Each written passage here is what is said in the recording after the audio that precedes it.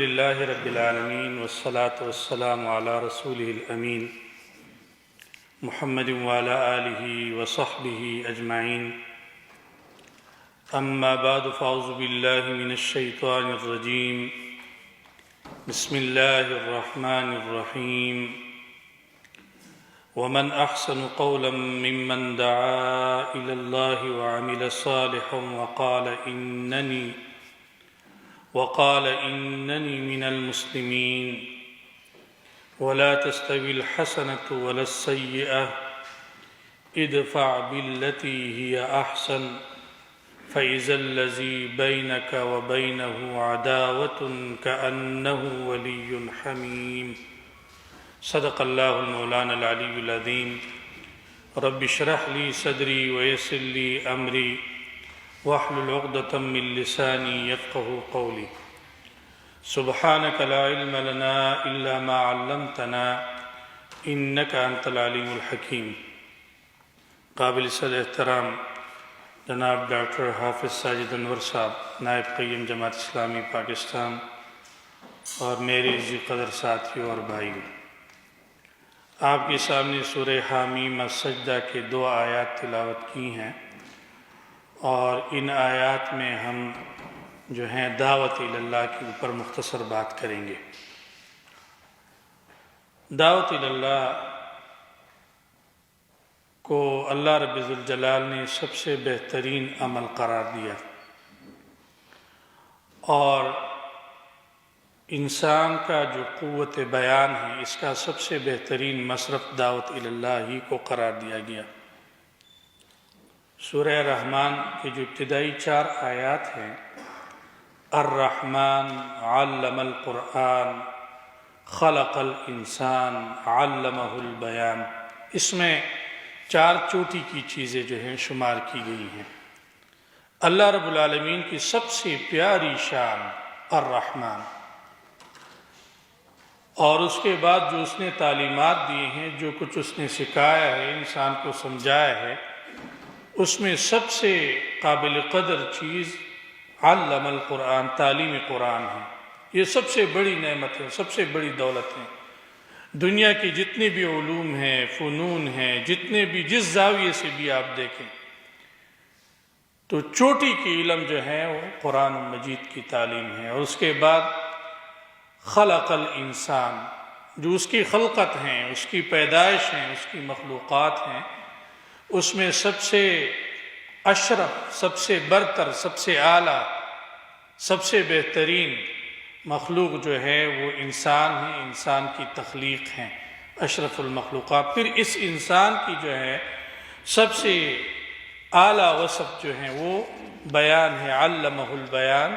اس کو بیان کی توفیق دے دی گئی۔ بیان کی توفیق یا یہ جو بیان کا وصف ہے یہ سب سے برتر ہیں، یہ سب سے انسان کے اوصاف میں جو اپنی مدعا بیان کر سکے، اپنی بات کر سکے، سلیقے سے، طریقے سے، اچھے انداز میں لوگوں کو سمجھا سکے، یہ اللہ تعالیٰ کی بہت بڑی نعمت ہے۔ تو یہ جو بیان چوٹی کی صفت ہے، اس کا سب سے بہتر استعمال جو ہے وَمَنْ أَحْسَنُ قَوْلًا مِّمَّنْ دَعَا إِلَى اللَّهِ، اس سے بہتر بلی بات کس کی ہو سکتی ہے جو اللہ کی طرف جو ہے بلائیں، اس کی طرف دعوت دیں۔ یہ جو بیان ہے اس کی پھر منفی اور مثبت دونوں استعمالات ہیں، یعنی اللہ تعالیٰ نے ہمیں گویائی کی توفیق بخشی ہیں تو اس کے دونوں استعمالات جو ہیں وہ موجود ہیں۔ سرسری طور پر گزشتہ درس کے اندر حافظ صاحب محترم نے سورۃ الحجرات کے آیات کی روشنی میں اس پہ مختصر بات کی تھی۔ ذرا اس کو جو منفی پہلو ہیں اس سے بھی اور مثبت پہلو سے بھی ہم اس کو ذرا بیان کرنے کی کوشش کریں گے۔ جو زبان بیان ہے اس کا منفی استعمال ہے مجلسی برائیاں، غیبت، چغلی اور طنز ہیں، کسی کا مذاق اڑانا، طعنہ دینا، برے القابات سے یاد کرنا۔ یہ جو سب سے اعلیٰ وصف ہے اس کی سب سے منفی استعمال یہ ہو سکتی ہیں جو ہمارے معاشرے کے اندر عام طور پر رائج ہیں۔ اسی طرح اس کا منفی استعمال یہ بھی ہے کہ جھوٹے مقدمات کی وکالت کی جائے اپنے مفاد کے لیے، اپنی غرض کے لیے، جو ہے جھوٹے مقدمات گھڑے جائیں، اس کی پیروی کی جائے، اس کی وکالت کی جائے، معاملات میں جھوٹ بولا جائے۔ اسی طرح چرب زبانی سے دھوکہ دینا، کسی کو قائل کرنا، یا آپ نے دیکھا ہوگا جو مفاد پرست سیاسی قائدین ہوتے ہیں اور ان کے گمراہ کن تقاریر کہ جو اصل کو نقل اور نقل کو اصل بنا دیتے ہیں، جو ناچیز کو چیز اور چیز کو ناچیز بنا دیتے ہیں، تو وہ جو سیاسی مفاد پرست سیاسی لیڈر، ان کے تقاریر، یہ بھی اس کا ایک منفی استعمال ہے۔ علماء سوء کے نفرت انگیز تقاریر، بعض ہوتے ہیں نا کہ جو معاشرے اس کے اصلاح پہ مامور ہوتے ہیں اور اپنی ذمہ داری ادا کر رہے ہوتے ہیں، لیکن ایسے بھی علماء کے اندر موجود ہوتے ہیں کہ جو صرف فساد کو، تفرقے کو اور نزاعی اور اختلافی امور کو وہ بڑھا چڑھا کے پیش کر رہے ہوتے ہیں۔ اسی طرح جو دنیادار صوفیہ ہیں، اس کے گمراہ کن عقائد، اس کی ترویج، ان کی باتیں، یہ بھی زبان اور بیان کے منفی استعمال میں ایک چیز ہیں۔ اجتماعیت کے اندر تخریب کاری، یعنی افواہیں پھیلانا، بعض دفعہ کسی بات کی حقیقت نہیں ہوتی اور ایک ناسمجھ ناہنجار آدمی اجتماعیت کے اندر بات کہیں سے کہیں لے جاتا ہے اور تباہی جو ہے وہ پھیلا دیتا ہے۔ غلط بیانی کرنا، بات واقعتاً ہوئی نہ ہو اور بندہ اس پہ اڑ جائیں، ڈٹ جائیں، اس کو کرنا۔ اس طرح نجوہ، یہ بھی منفی استعمالات میں ہے کہ قیادت کے خلاف بندہ بیٹھ کے باقاعدہ پلاننگ کریں، ان کے منصوبوں کو، ان کے اہداف کو، ان کے نیک ارادوں کو، ان کے نیک خیالات کو، اس کو تخریب کے لیے بیٹھتے ہیں، مذاق اڑاتے ہیں اور اس کے خلاف پلاننگ کرتے ہیں۔ اس طرح شر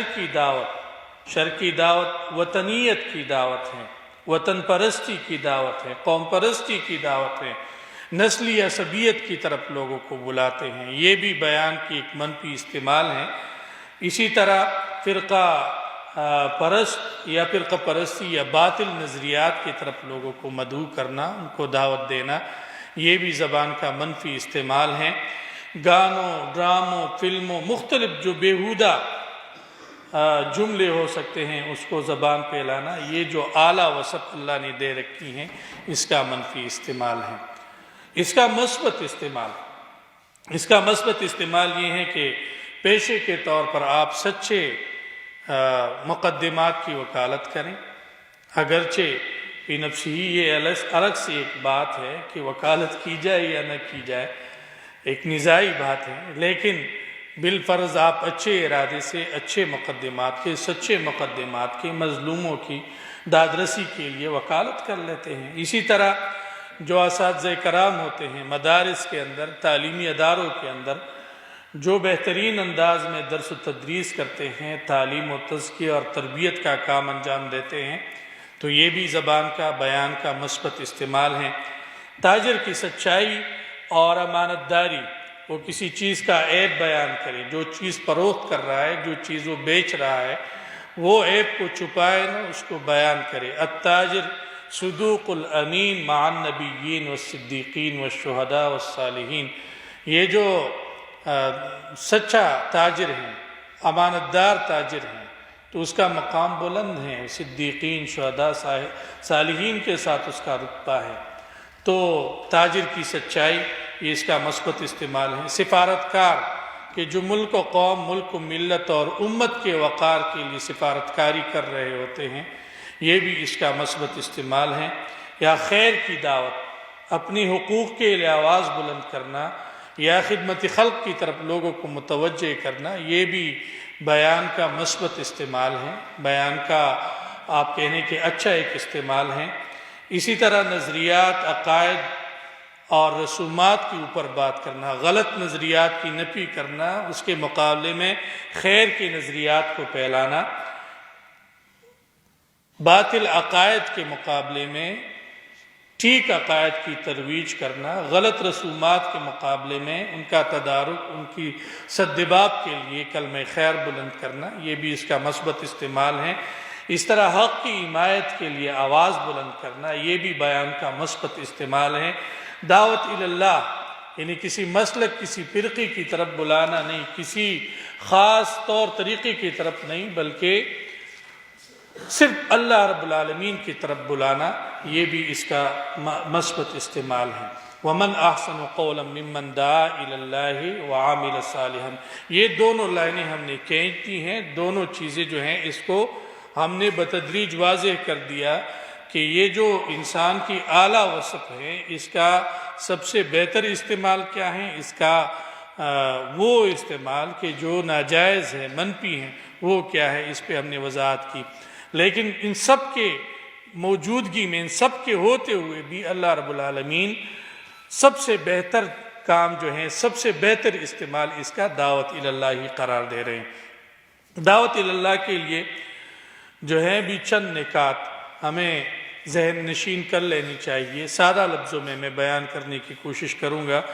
چھوٹی چھوٹی اخلاقی نصیحتیں جو ہیں وہ تو اپنی جگہ، لیکن دعوت اللہ کا سب سے بڑا اور برتر منہج یہ ہے کہ لوگوں کو اللہ ہی کو معبود ماننے کی طرف دعوت دی جائے۔ ذالک بأن اللہ هو الحق وأن ما يدعون من دونه هو الباطل وأن اللہ هو العلی الکبیر۔ یہ اس لیے کہ اللہ رب العالمین جو ہے وہ حق ہیں، اس کے علاوہ جتنے بھی معبود ہیں، جتنے بھی اپنے آپ کو بڑے کہنے والے ہیں، جتنے بھی اپنے آپ کو سرپرست، والی اور مولا کہنے والے ہیں، وہ سارے جو ہیں وہ باطل ہیں۔ اللہ ہی کو برتری ہیں، وہ سب سے بالا ہے، وہ سب سے برتر ہے اور وہ بلند شان والا ہے۔ اسی طرح پھر عملی اعتبار سے بھی سب سے بڑا حق یہ ہے کہ انسان انفرادی زندگی میں بھی اور اجتماعی زندگی میں بھی، انفرادی طور پر بھی اور اجتماعی سطح پر بھی اللہ کی بندگی کی دعوت دی جائے۔ ان الحکم الا للہ امر اللہ تعبدوا الا ایہ۔ سورہ یوسف کے اندر فرماتے ہیں کہ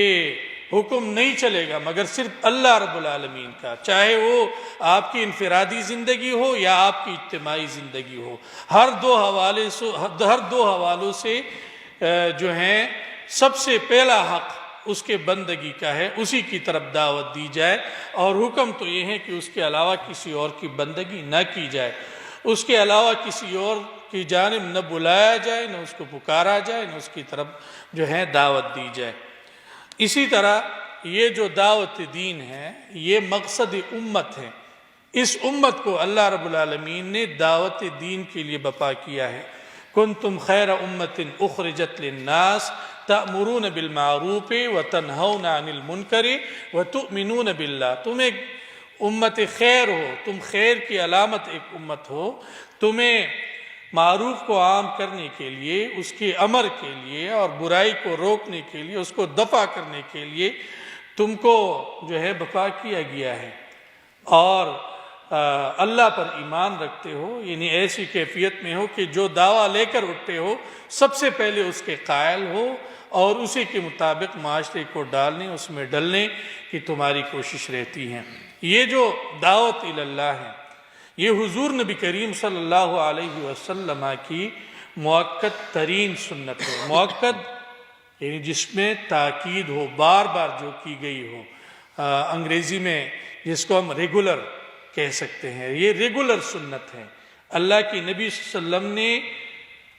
اعلان نبوت سے لے کر کے آخری سانس تک اس فریضے کو انجام دیا، اس فریضے پہ وہ کاربند رہے۔ تبھی فرمایا قُلْ هَٰذِهِ سَبِيلِي أَدْعُو إِلَى اللَّهِ عَلَىٰ بَصِيرَةٍ أَنَا وَمَنِ اتَّبَعَنِي۔ یہ آپ کہہ دیجئے کہ یہی میرا راستہ ہے، میں اللہ کی طرف لوگوں کو بلا رہا ہوں، اللہ کی طرف میں دعوت دے رہا ہوں، میں خود بھی یہ کام کر رہا ہوں اور وہ لوگ بھی میرے ساتھ اس کام پہ مامور ہیں جو میرے ماننے والے ہیں، جو میری پیروی کرنے والے ہیں، جو میری متبعین ہیں، جو میری پیروی کرنے والے ہیں، یعنی اس وقت بھی حضور نبی کریم صلی اللہ علیہ وسلم کے رفقائے کار وہ بھی اس کام پہ مامور رہیں، اور وہ لوگ تا قیام قیامت کے جو محمد رسول اللہ صلی اللہ علیہ وسلم کو اپنا رہبر، اپنا لیڈر، اپنا رہنما مانتے ہیں، ان سب کا بس یہی فریضہ ہے۔ اسی طرح یا ایھا النبی انا ارسلناک شاہدا ومبشرا ونذیرا وداعیا الی اللہ باذنہ وسراجا منیرا۔ اے نبی، ہم نے آپ کو گواہ آپ کو بشارت دینے والا، آپ کو ڈرانے والا، خبردار کرنے والا بھیجا ہے، اور اللہ کی طرف دعوت دینے والا روشن چراغ ہم نے آپ کو بھیجا ہے۔ ایک اور بات اس ضمن میں ذہن نشین کر لیجئے کہ دعوت اللہ کا جو اصل محرک ہیں وہ لوگوں کی ہمدردی ہیں، لوگوں کی ہمدردی، یعنی جس طرح کسی حادثے کے موقع پہ، کسی مشکل کے موقع پہ آپ کے اور میرے جذبات امنڈ آتے ہیں، وہ جو خیرخواہی کا، ہمدردی کا جذبہ ابھر آتا ہے، بے عین ہی اسی طرح کسی کو گمراہی میں دیکھ کے، کسی کو برائی میں دیکھ کے ہمارے دل جو ہیں وہ یعنی اس کے اوپر ہمیں ترس آنا چاہیے، ہم اس کے اوپر ترس کھائیں اور ہم خیرخواہی کے جذبے کے ساتھ جو ہیں ان کو اس شر سے نکالنے میں لگ جائیں۔ اس سے دعوت اللہ سے ذات اور اپنی شخصیت کی جو نمود و نمائش ہے وہ مطلوب نہ ہو، اس سے طلب جا بھی مقصود نہ ہو، اس سے یعنی تنقید کی نوبت بھی آئیں تو اس کے پیچھے کار فرما خیر کے جذبات جو ہیں وہ آپ کا جو متکلم ہے وہ محسوس، جو سامنے ہیں وہ محسوس کریں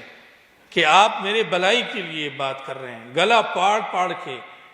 اپنے مخصوص انداز میں ہم اس کو سمجھانے والے نہ ہوں، ہم پورے درد دل کے ساتھ ان کے ساتھ بات کرنے والے ہوں، ہم پوری خیرخواہی کے ساتھ کہ میں آپ کو برائی میں نہیں دے سکتا، میں آپ کو جو ہے ایسی کیفیت میں نہیں دیکھ سکتا کہ جس پہ آپ اللہ رب العالمین کی عتاب کے، اس کے عذاب کے، اس کے غیظ اور غضب کے آپ مستحق ٹھہر جائے، یہ میرے لیے ناقابل برداشت ہے۔ یہ جو دعوت اللہ ہے اس کے ضمن میں آپ یاد رکھیے کہ یہ الاقرب فالاقرب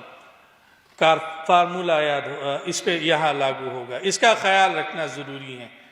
ایسا نہیں ہو سکتا کہ آپ امت سے بات شروع کریں اور باقی سارے واسطے آپ نے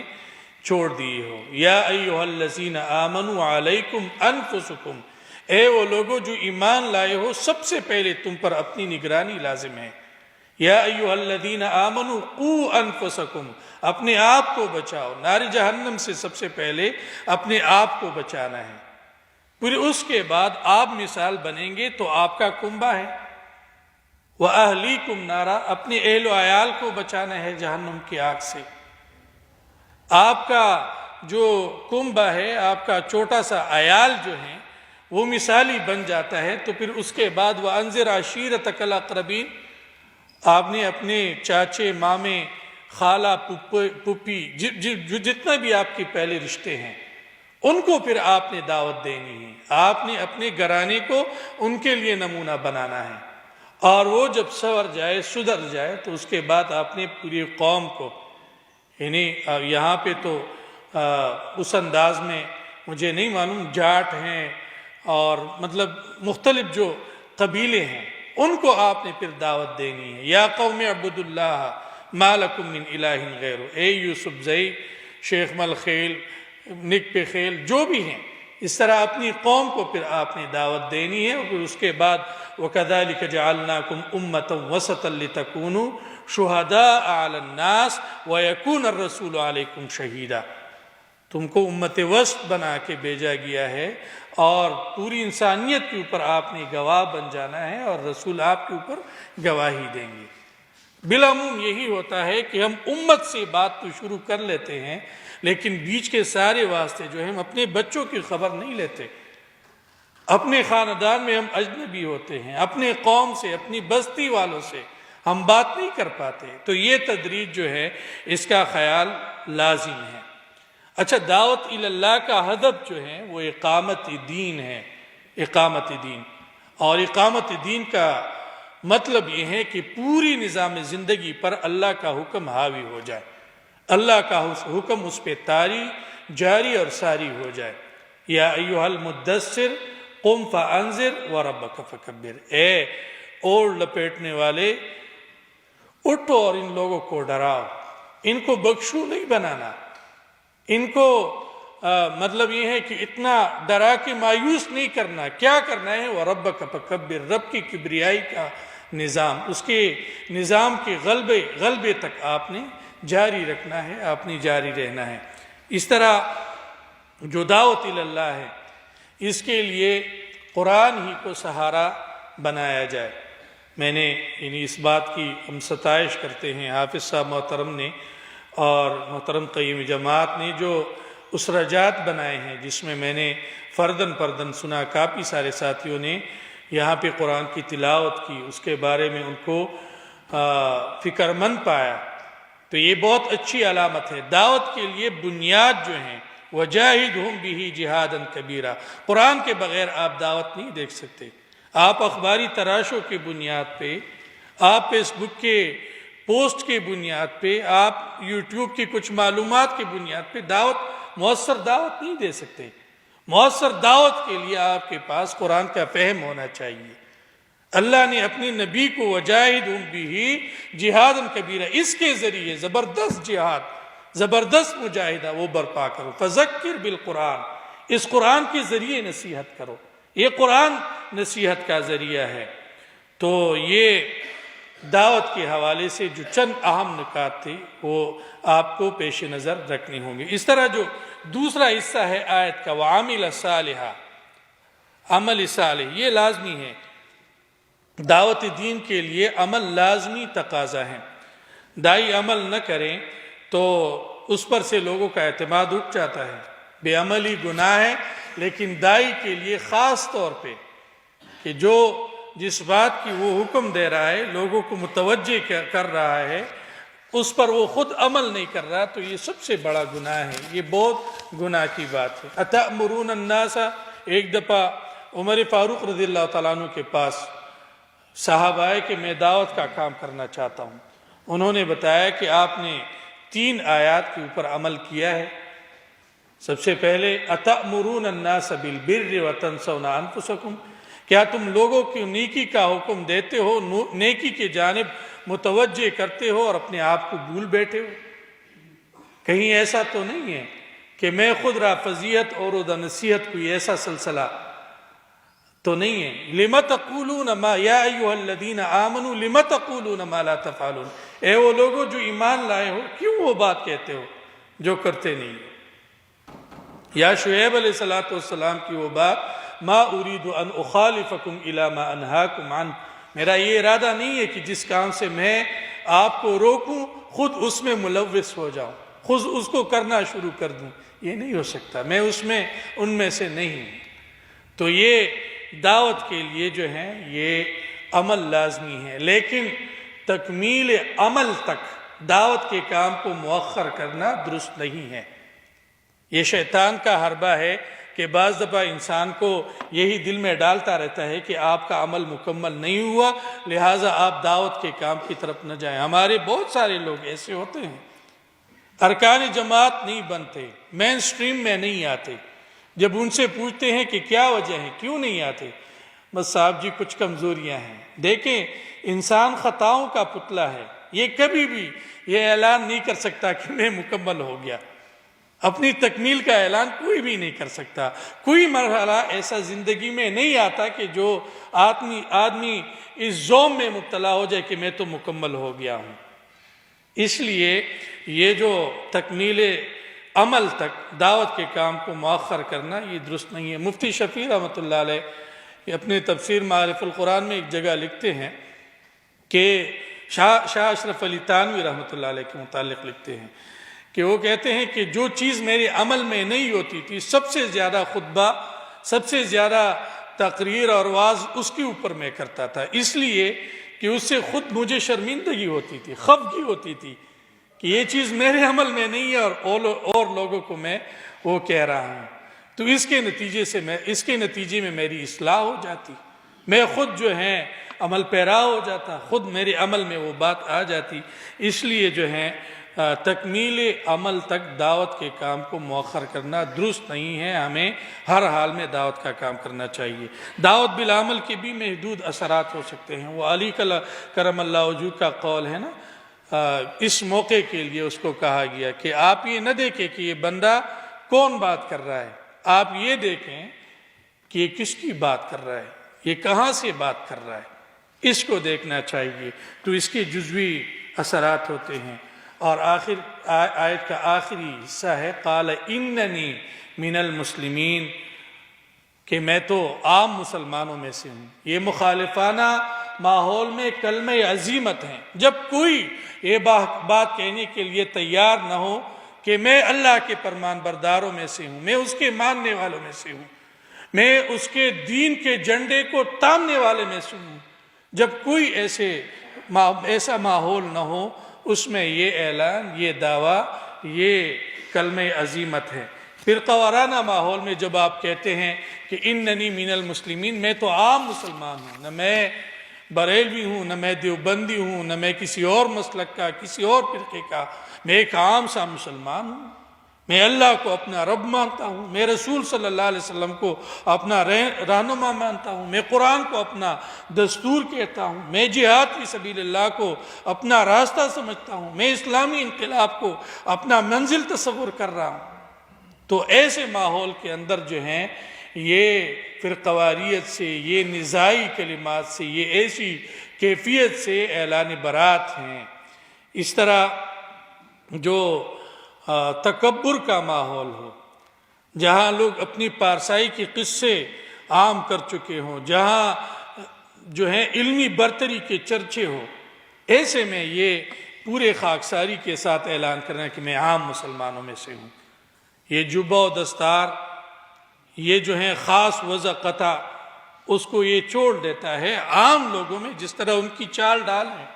جس طرح ان کی رہن سہن ہے، اسی انداز سے، اسی پیمانے پہ، اسی طریقے، اسی اسلوب کے ساتھ یہ لوگوں کے ساتھ جا کے گل مل لیتا ہے. تو یہ تکبر سے، یہ پارسائی سے، یہ زاہدانہ تکبر سے برات کا اعلان ہے. قال اننی من المسلمین. اور جو دوسری آیت میں نے تلاوت کی ہے وَلَا تَسْتَوِي الْحَسَنَةُ وَلَا السَّيِّئَةُ اِدْفَعْ بِالَّتِي هِيَ أَحْسَنُ. یہ جو بدی ہیں، نیکی اور بدی، یہ برابر نہیں ہو سکتی. دفاع کرو، جواب دو، اچھائی کے ساتھ، بلائی کے ساتھ آپ جواب دو. یہ جو نصیحت ہیں دعوت دین کا، یہ جو مرحلہ ہیں، اس میں یہ جو بالکل ابتدائی دور ہوتا ہے، حضور نبی کریم صلی اللہ علیہ وسلم مکے کا ابتدائی دور آپ کہہ لیں، کہ جس میں منع کیا گیا کہ آپ لوگ